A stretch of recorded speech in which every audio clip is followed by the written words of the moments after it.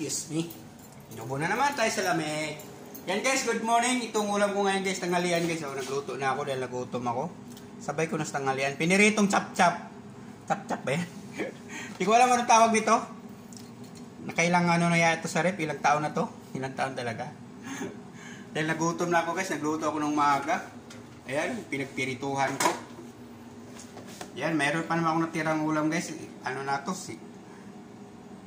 Pang na yan guys, pang-apat na init. Yung kanin ko, kaninang umaga pa ito linuluto ko, hanggang ngayon hindi pa luto. Dahil itong pinagsaingan ko kanina, ayun no, di ko alam kung nasira na yata ito eh.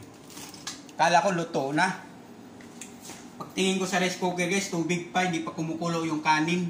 Natapos-tapos na ko lahat-lahat sa pagluluto. Yung kanin ko, kanin pa rin, bigas pa rin. Ginawa ko, kinuha ko yung stock ko na ano, yung tinago-tago ko na rice cooker. Ngayon, hindi ko alam kung ano ba, na makukulo ba siya o ano. Titignan ko na lang guys kung may pagkain ako. Dalang rice cooker ko kasi guys, may diferensya na eh. Pati yung nagbablog. Nakakasa, kanina pa ako nagsaing. Kinuha ko ng isda sa rep, matigas na yon, pinalambot ko. Hindi ko tinitignan yung rice cooker kung ano nangyari. Ayun guys, naluto na lang yung isda, tinignan ko. Rice cooker pa rin. Rice cooker.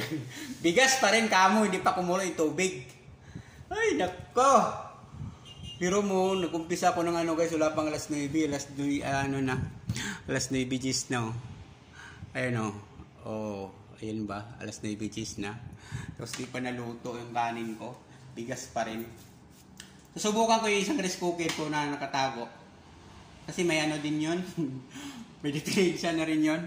Parehas na nagbablog. Oo. Joke lang ha.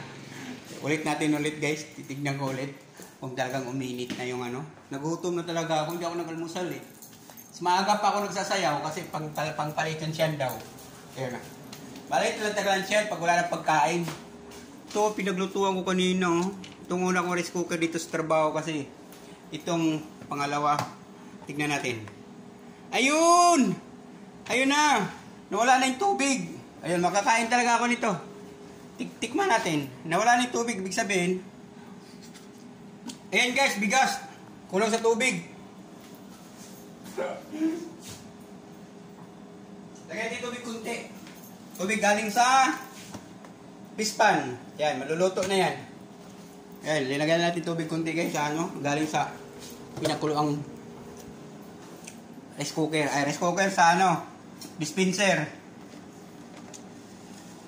Ito, isaw-saw natin ng suka.